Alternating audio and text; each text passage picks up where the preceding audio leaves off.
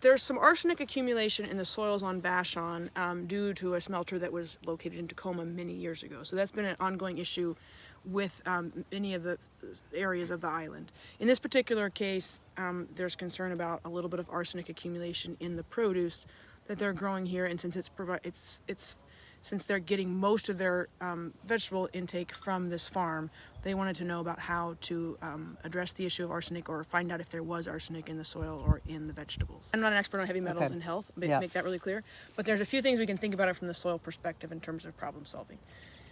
You can test tissue. You can test tissue for plant tissue for heavy metals, any metals, nutrients, as well as other kinds of toxins. It can get very expensive if you don't know what you're testing for. But if you know what you are testing for, which in this case is arsenic, you can find a lab that will test the plant tissue with vegetables you're eating. Now, here's the challenge: is interpretation of those results.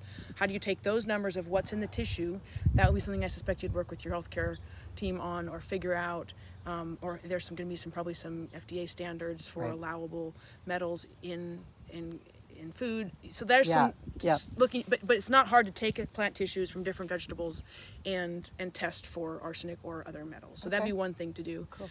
The other thing we could look at is, like you mentioned, bioaccumulators and crops that you can grow that would accumulate a lot of arsenic or other potential contaminants that then you would dispose of probably at the landfill and not compost and not put back on your soil. So we could look at those, and there'd be specific plants for different things.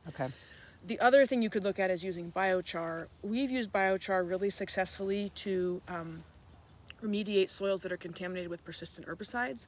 And the way biochar works is it has basically a lot of binding sites. I think you can think about it kind of like a super porous material or almost a Velcro, and people use it in human health as activated carbon or in filters, or people take it internally. So it's the same concept.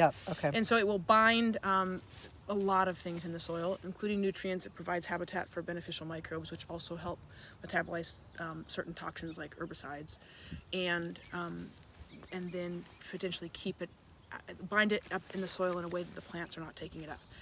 Now, when it comes to metals, they're already in their elemental form. You're not going to break them down like you would a pesticide. I would be curious if the biochar would help bind them in the soil and keep them there in a way that the plants would then not take them up. I would answer this question is I would take one of these rows and I would look at I would plant one crop or a consistent crop across a few rows, and I would look at the tissue concentration of arsenic.